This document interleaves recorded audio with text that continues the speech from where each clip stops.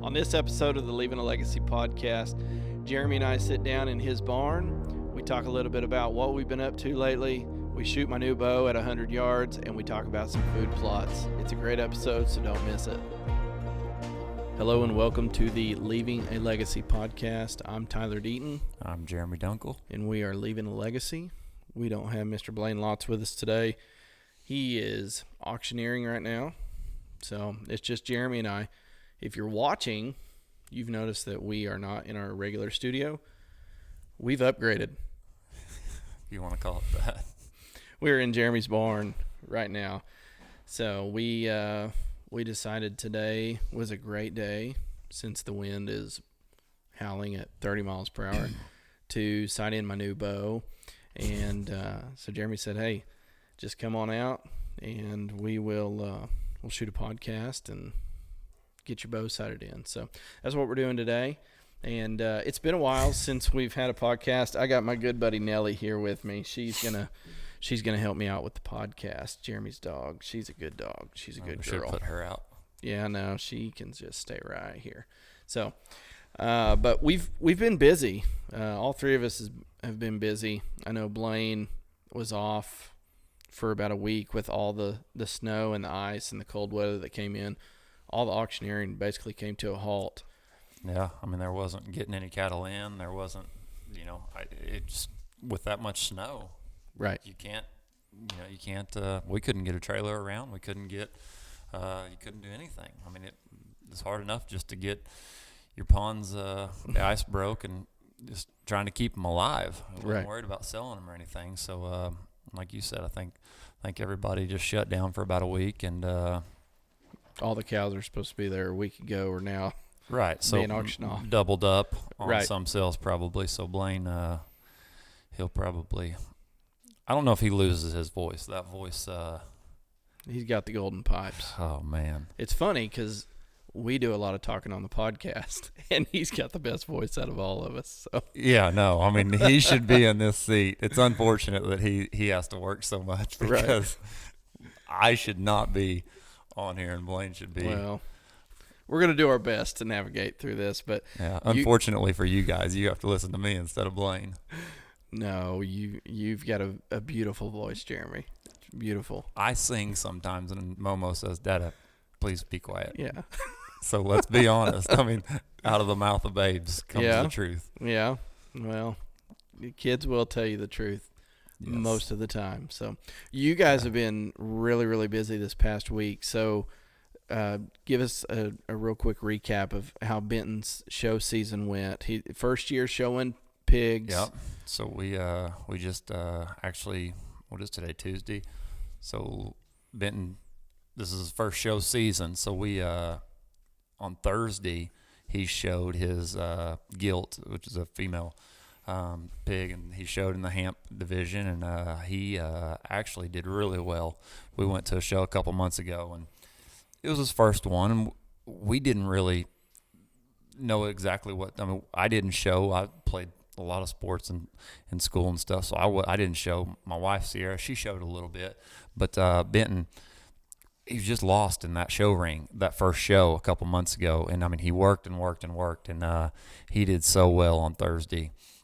Got third overall. His gilt got third overall in the Hamp class, and then he showed in the showmanship, and as a first grader competing with kids all the way up to sixth grade, he got third in that also.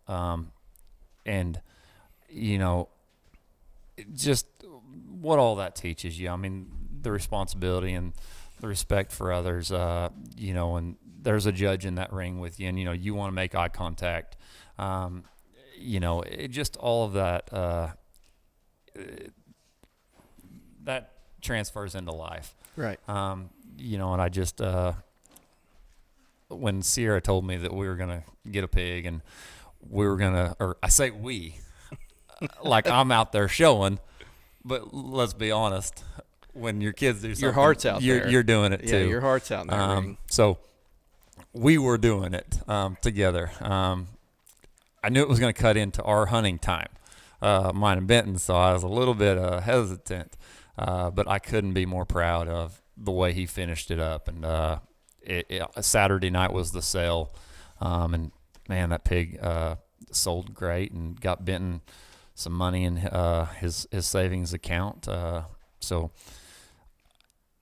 yeah, I mean, our weekend was packed full of setting up for the livestock show and tearing down and selling pigs and just a full weekend right there. Yeah, no, it was fun though. We had a lot of fun. Yeah, absolutely. Yeah, I remember back when I was Benton's age and showing, and it was really fun. I mean, I look back at those weekends and, you know, mom and dad probably yelling and you know, just at the moment things were stressful, but it taught me a lot. It really did. I mean, there's a lot of carryover, you know, with showing and, like you said, making eye contact, shaking hands, looking a person in the eye and saying thank you. You know, I mean, that right there is big, especially, you know, nowadays. But so you guys have been busy. All right. We've been equally swamped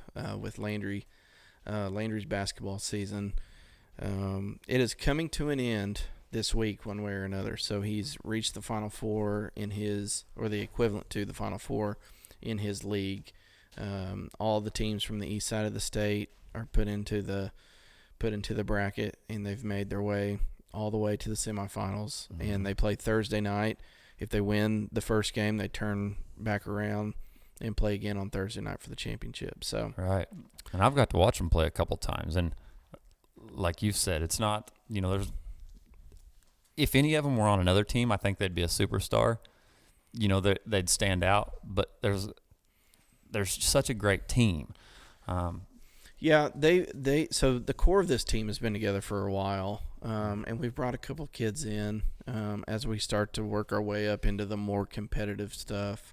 You know, the kids that no longer really want to play, they start to focus on other things, and so we've brought a couple kids in. But man, like you said, I don't know too many fifth graders that are that selfless of a ball player. Yeah. You know, if one kid's hot this game, you know, we're trying to get the ball to him, right. And like Landry on Monday night, or maybe his last Thursday night, is the first round.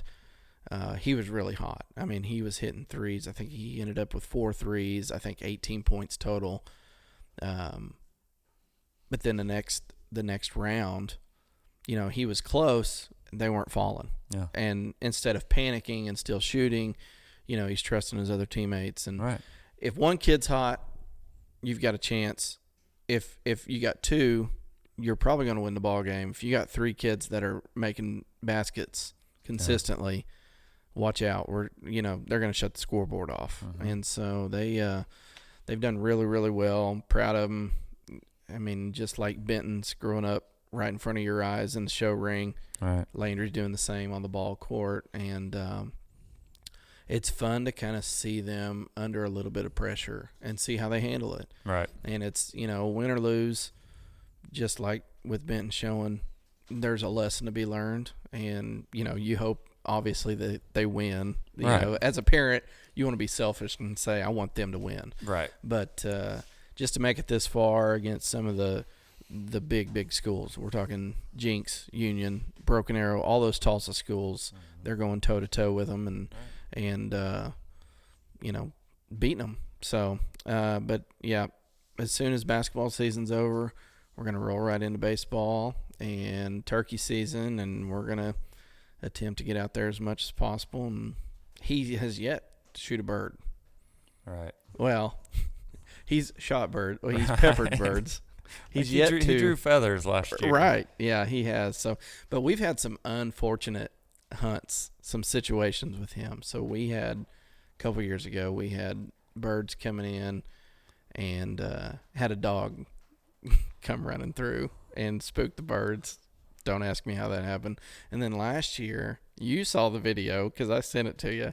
Yeah. I don't think anybody's ever seen that video, and probably no one ever will, but we're sitting on public land. I roosted some birds the night before and told Landry, I said, hey, we got 3 birds. They're ours. Let's go get them. Right. and someone decided that they were going to run across this field. I couldn't tell if they were yelping or gobbling or it was a hybrid call or something. I don't know. But so the bird spooked. The hunt was over. He was frustrated at that. But I told him, I said, listen, that's just as much his property as yours. With public land, that's a game you play. I don't want to say that's the beauty of it because it was not beautiful. But as a dad, you're like, oh, man, I really want to give this guy a piece of my mind. Every successful hunt starts with a detailed game plan, and your finances are no different. Whether it's your taxes, your retirement, or your investments, our friends at Perspective Advisors are here to help you come up with your own detailed game plan. Stop by the office today or give them a call.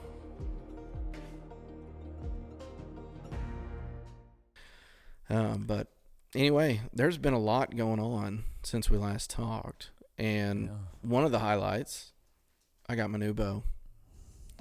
Yeah. And we got it sighted in today in this amazing weather that we're having. Temperature's fine. Yeah, it's really nice. If you can get a bow sighted in today, you have no excuses when it comes. I have zero excuses. Right. Yeah, so we're battling the wind. We had the doors, the barn doors originally open, and had to close those off just because it was like a wind tunnel in here. So, but anyway, the new bow though. I mean, that thing. Yeah, it's just.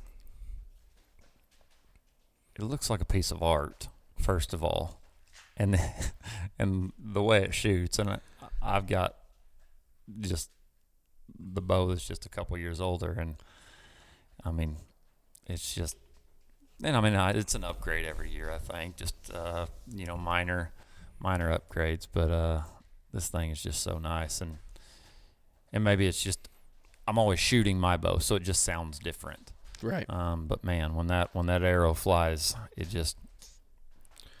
Well, and what's crazy to me is between the bow and the sight. I mean, we went from sighting it in to, we were shooting at 100 yards just to see if we could do it, and hitting target in a matter of a half hour. Yeah. Too. From not being sighted in at all to. And let's be honest, 100 yards. if a better shooter was signed it in, it would have been a lot less. But I went from a bow tech that was really, really light to this feels like holding a brick, just because it's a longer bow, it's heavier, the sight's heavier. It's still not heavy. Yeah, you just had a plastic sight on your old bow tech. Right. Right. You went to a 32-inch bow where I think you had a 27 or 28-inch bow. Now you've got a stabilizer, you've got a quiver, I think you had a quiver, but so after 20 shots or so, right, I'm sitting there shaking. It was tough, it really was, but I fought through it. I act like it's really tough. It's really not. I'm being a baby about it, but we got it sighted in, and we're going to use it this turkey season. That's one of my goals this year, as far as setting goals for spring season, is I'd love to get one with my bow. I haven't done it yet, so, but we've got it sighted in and ready to go, and now we just gotta go out in the woods and make it happen. So yeah, and I think we had a couple opportunities last year that we could have made it happen. Did we take a bow once last year? I don't know if we did. No, when we were together. I think it was one of those. I took my bow during youth season. It was youth in Kansas in archery. Yeah, and I took my bow. Yeah, that was when we had the 3 big toms. Right on the wheat field and just outside of Benton's range. Right. Yeah, that was an exciting morning. That was like the first time I was using my new camera and stuff like that, and it was just. Oh, and we knew. I knew exactly where these birds were roosting. I knew exactly where they were going to be at 6:06 a.m. Right. and it And you didn't have anybody running across the wheat no, field trying to. I knew like no I one was did. going to be in there, and these birds worked and come right up the hill just like we knew they were going to, and hung up at what 55, 60 yards. Yeah. And he's shooting at 20 gauge, and I could have said shoot, but I'll be honest, I thought we could get them 10 yards closer. And I think what did it is my calling. I think I should have shut up and not said anything else. And The problem there was a couple hens. Right. The hens Their hens were at 20 yards. right. They came to the decoys. Yeah. And the toms. So we had 3 long beards and then multiple jakes. I think 3 jakes. Yeah. Yes. Oh yeah, the jakes were in there too. Yeah. I forgot so about they that. came in after the fact. Yeah. And so, you got toms sitting there strutting right at first I mean, light. gobbling their heads off. Oh, my it was gosh. it was a dream scenario. Oh yeah, it was perfect. Other than we didn't get the shot, but Right. yeah, you had them out there strutting and gobbling, and then the jakes come in, and then they're worried about the jakes, but also the hens, and so there was a lot going on, and we're all 3 just sitting there, just waiting, hoping, come on, a little closer, Yeah. and it just didn't happen. But Benton still was able to tag out later in the season, A and couple weeks later, I mean, we had a turkey on that season. wheat field, right? Yeah. Yeah, and then you and I both tagged out. That's probably my favorite food plot. And it's not even on my. Speaking of turkey season, you just got a little present the other day. What's that? Your turkey. Oh yeah. I was thinking maybe like new decoys or something. Oh. Maybe You might. I maybe- didn't get them for you. Yeah, maybe Kendra was holding Yeah. out on me or something. Yes. So my bird that I got in Kansas, first ever bird in Kansas. And you didn't get it mounted because it was your first ever bird. This was a This was a mounter. trophy bird. Yeah. So I think 1.5 spurs, 10-inch beard. We'll throw some pictures up right here. Yeah, But I mean, golly. and Brian at Sporting Life there in Edna, Kansas, taxidermy. I mean, oh my gosh, it's beautiful. I mean, it's a perfect mount. I couldn't find anything wrong with it. And I posted it on Facebook, and it kind of made the rounds in the different hunting and fishing groups. And yeah, I mean, people just yeah, were in awe of it. I mean, it's just, the bird itself was just beautiful, and then Brian just did it justice. yeah. Yeah, I mean, he was an absolutely amazing turkey. And he just looks great in the office. Yeah, that and the new screen. that I got. Yeah. Tyler, Yeah. you've got. I'm doing something right. I guess. Daggum. Yeah. So I had a new computer built. I've got a buddy. He's an old fraternity brother, and listen, I have no idea for being an editor. I have no idea. I want something fast. Right. And so he's like giving me all these specs and what it's going to cost, and to have one built versus buying a pre-built one, it's number one, you're getting a lot faster, and number two, it's not nearly as expensive. So the money that I was able to save, I used to get a new monitor. It's a 38-inch curved monitor. It is like sitting front row at the movie theater when you're sitting in there. So I'm looking forward to editing some of our films. I'm wrapping Benton's up as we speak. I mean, we did some voiceover work. I got to do some color grading and stuff like that. But you guys will be able to watch Benton's pretty soon. Yeah. I'm really excited about that. It's I know I haven't seen it all put together, but I mean, I've watched the episode minus the voiceovers or the monologues and the color grading, and just brings a tear to my eye every time I watch it. Just thinking back to where he started as the little squishy faced 3 or 4 year old laying in the tree stand falling asleep, and I kill a doe the first time he ever went with me with my bow, and then that right there hooked him. And the next year he killed a deer at 4 years old. I mean, it's just, and then now, I mean, he's a hunter. It's not Right. you're not taking him hunting. I mean, he's there to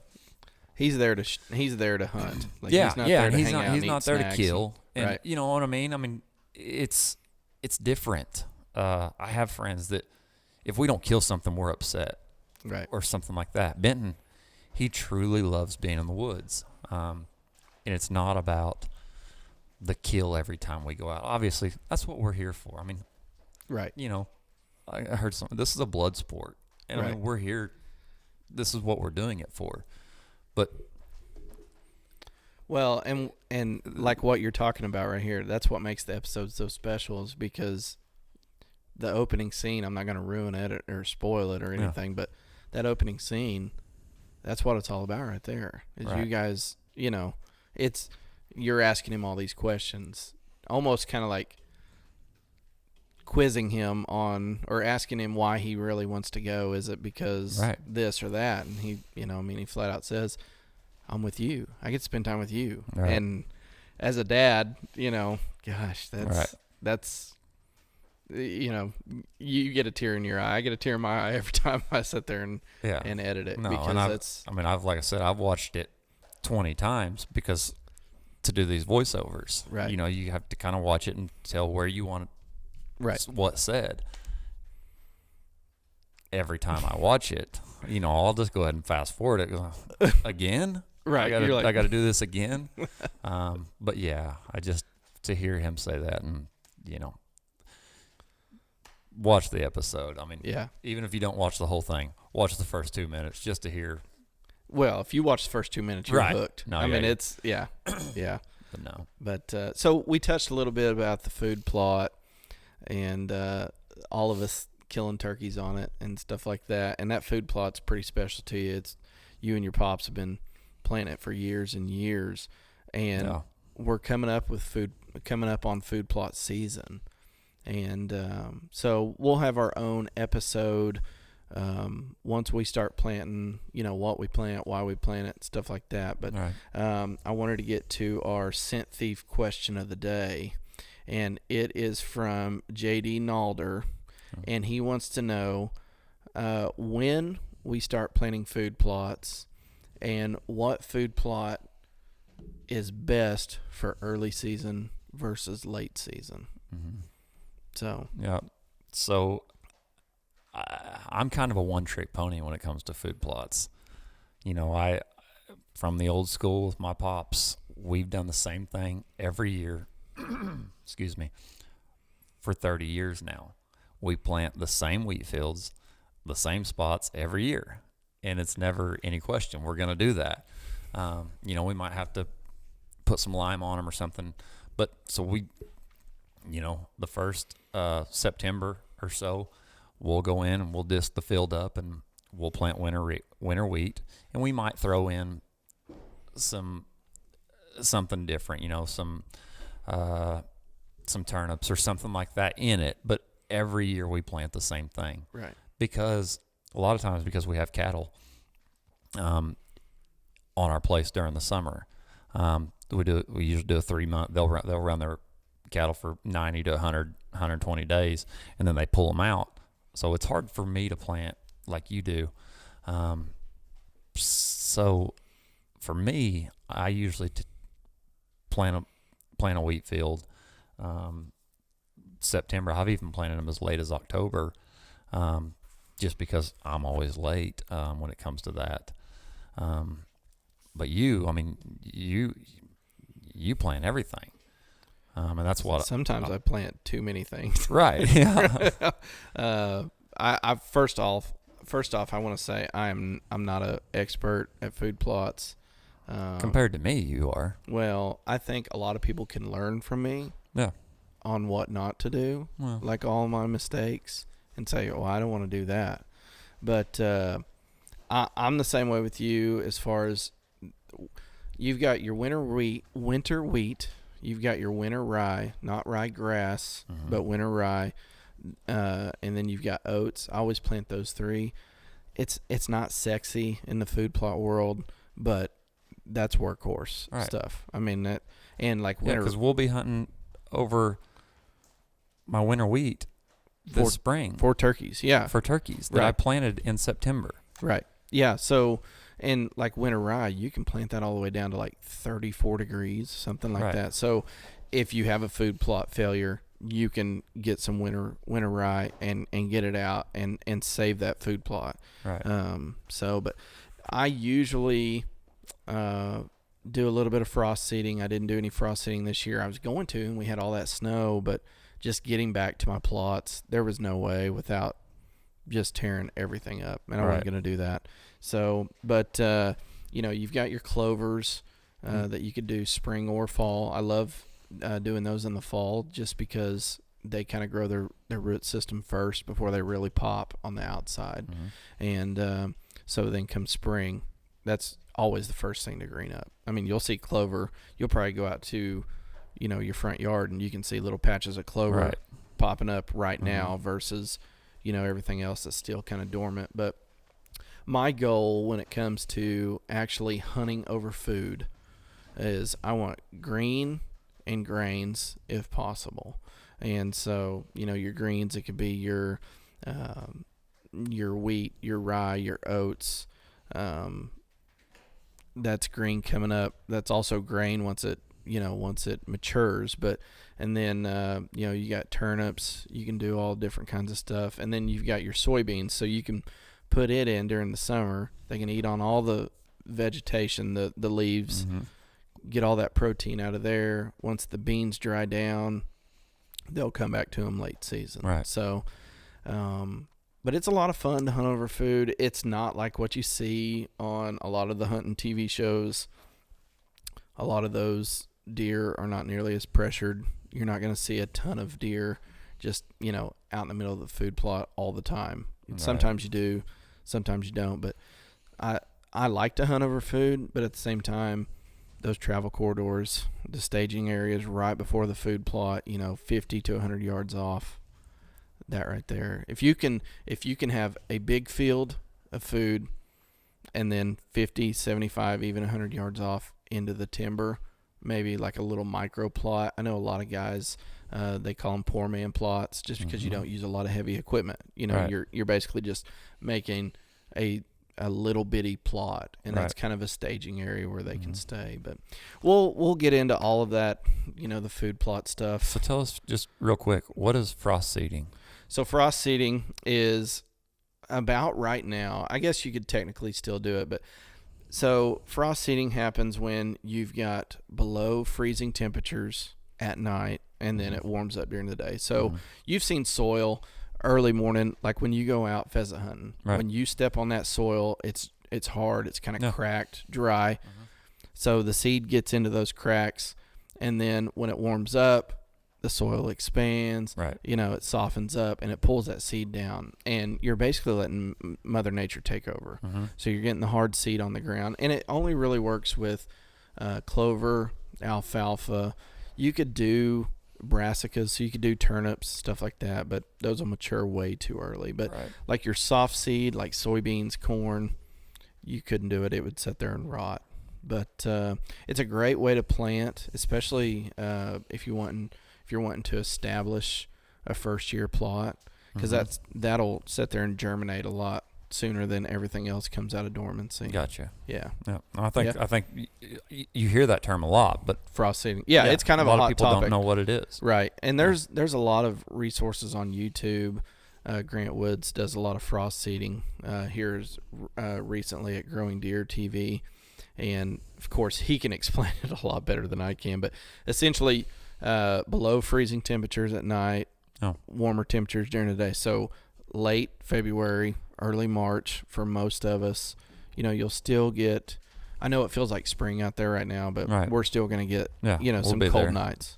Yeah. So, but it's a great way. And like I said, you're not burning a ton of fuel, turning over soil. You basically just spread it and let Mother Nature. Spreader. Yeah. You don't have to have tractor, disc, anything like that. Yep. So it's a great way to get food plots started. And if you guys have any questions, if we can't answer it, we can send you information that can answer it, or at least point you in the right direction. But everybody kind of has their own way of how to do food plots, and there's no wrong way. If you're getting the seed touching the soil, they always say seed to soil contact. That's always the most important thing. And as long as you're doing that, you got to have a little bit of moisture, obviously, and the seed to soil contact, and you'll get something to grow. So there's many different ways. I know you guys disc every year, and I try not to disc. And right, wrong, indifferent. It's just different ways. There's many different ways to skin a cat. So never tried that. Skinning a cat? Yeah. I've done it once. Have you? Not a live cat, Oh. but a bobcat that we trapped. Yeah. You got a cat in here somewhere. Yeah. That the kids can pet, but I can't. I think I still skin that bobcat wrong. There's many ways to skin it, and I found the wrong way to do it. I did that one time too. Yeah. It hung in my bedroom for a while. It didn't tan right. I used antifreeze, and it just didn't. Mine didn't work as well as a taxidermist. Yeah. Yeah. So unfortunately. Yeah. Well, that wraps it up for this show. We appreciate everybody for listening in. We appreciate Scent Thief right here for having our question of the day each and every podcast episode. If you guys haven't tried Scent Thief yet, it really is a game changer when it comes to hunting in the wind. If Scent Thief could make my arrow fly straighter in this wind, I'd spray Scent Thief on it. Maybe worth a try. Let's go do it. We appreciate everybody listening. Thank you. Thanks, guys.